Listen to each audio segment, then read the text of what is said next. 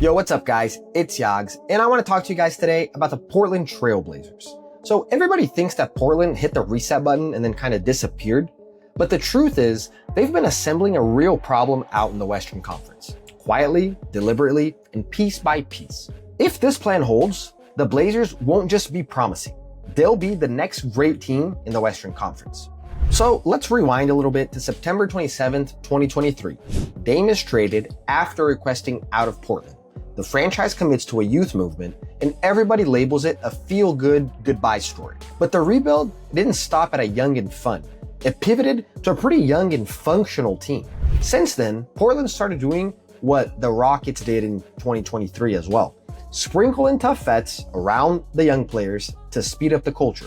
Think of how Houston added Dillon Brooks and Fred VanVleet and instantly jumped to wins. Not because Brooks and VanVleet, were complete studs, but because of what they brought, that grit, that culture to the Houston. And Portland's chasing that same adult in the room type of vibe. And I think two of the most important things that the Blazers have built so far is a perimeter core that can harass star guards and wings, and a rim protecting backbone with 48 minutes of paint security when they're healthy. And that's kind of the main snapshot of the Blazers team. But here's the thing. On paper, this looks like the perfect bridge. You have vets to stabilize, you have young players to soar, but actually, the clock is kind of funky. Your best pace controller, let's think of Damian Lillard here, are either rehabbing or arriving later, while your young engines, Scoot, Shaedon Sharpe, Donovan Clingan, even Toumani Camara, still need to prove they can carry winning possessions every single night. And that's pressure. You have timeline versus development.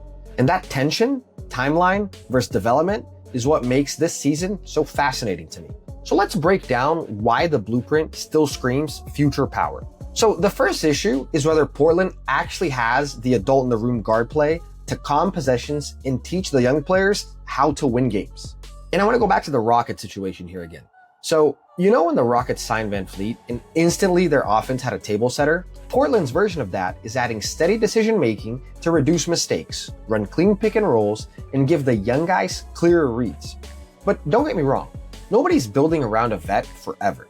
But the vet is the bridge that lets Scoot and Shaedon Sharpe develop on ball at the right speed rather than out of necessity. Looks good on paper, but the flaw would be relying on it too long. If the guard bridge arrives healthy and on schedule, the best outcome is obvious. Young players learning winning reps without drowning in their own mistakes. If not, you push them too fast and too soon. And yes, the value play, it's real. So what is the value play? It's Damian Lillard. The rehab, then bargain. So you have borderline all-star guard play at mid-tier price if the comeback holds. And if Damian Lillard plays at 80% of his peak performance that we know that Damian Lillard can play at, you just bought a top 50 type of impact player for role player money. And if it doesn't work, you pivot, and then the young players own the ball just a lot earlier. Another thing is the identity of this team. And their main identity to me is defense. Don't get me wrong, shooting isn't fixed overnight. When you can stick Toumani Camara on elite wings, you throw Jrue Holiday at star guards, and you park Donovan Clingan at the rim, you start every single night with a good chance to win those low-scoring defensive games. And this isn't hypothetical. The description of Camara as an all-over-the-floor disruptor, plus Holiday's reputation as a top guard defender, gives Portland a playoff template on the perimeter. Looks good on paper, but the concern is availability and minutes. If healthy, best case scenario is a top 10 defense for the year, not just a hot stretch. If not, you're asking the young players to cover gaps they aren't ready to fill. Clingan's rookie profile is exactly what you want in a big. Huge frame, he has really good drop instincts, positioning, low mistake rate. And he pairs with Robert Williams to keep the paint protected essentially all game. That last detail is how young teams bank wins while the offense matures. And here's the kicker. After the calendar flipped last year, Portland quietly played top 10 defense and started stacking wins. Add another year of reps, plus a defensive first backcourt look, and the floor rises.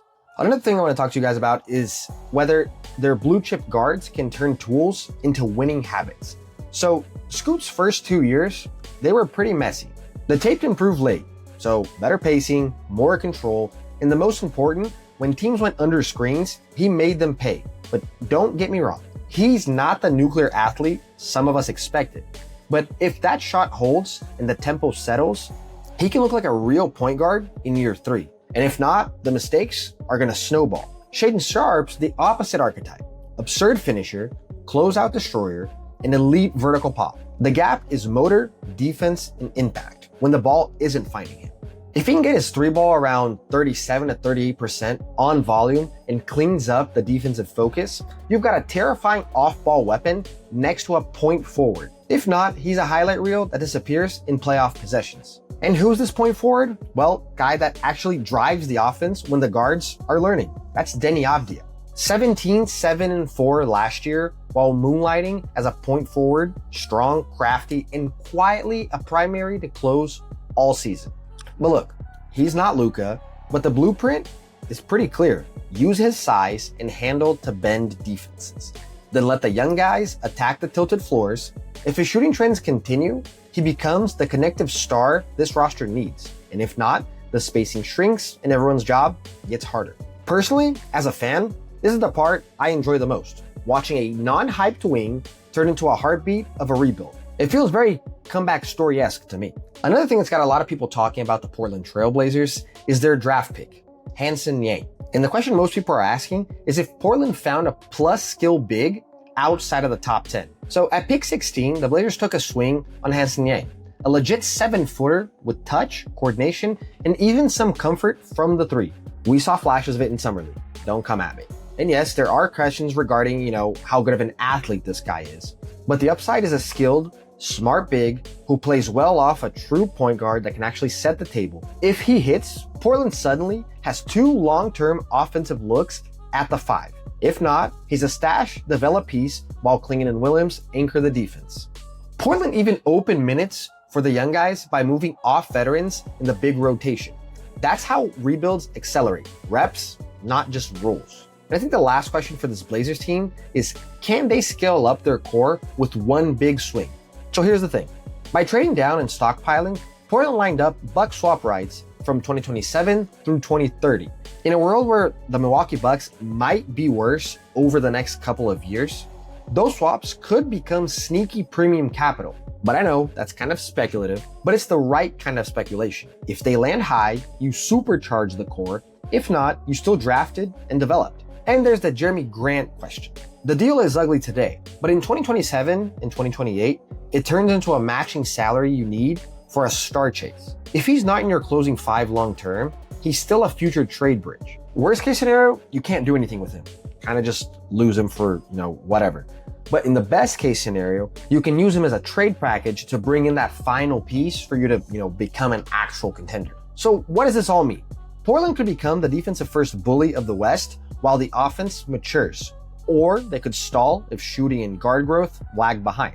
The question isn't just how many games they could win this year. It's really how fast does Scoot, Shaedon Sharpe turn habits into wins?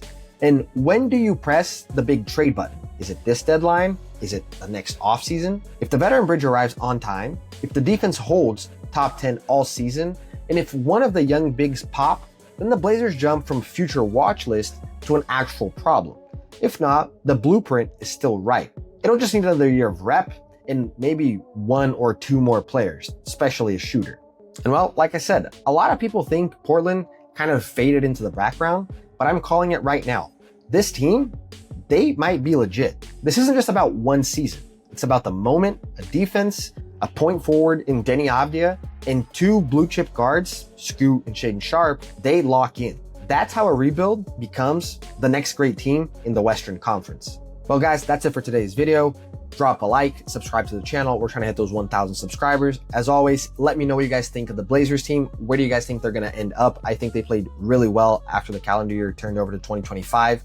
I think they made a leap for a team that was going to have the #1 pick. But yeah, I'll catch you guys in the next one. That's it for me today. Peace.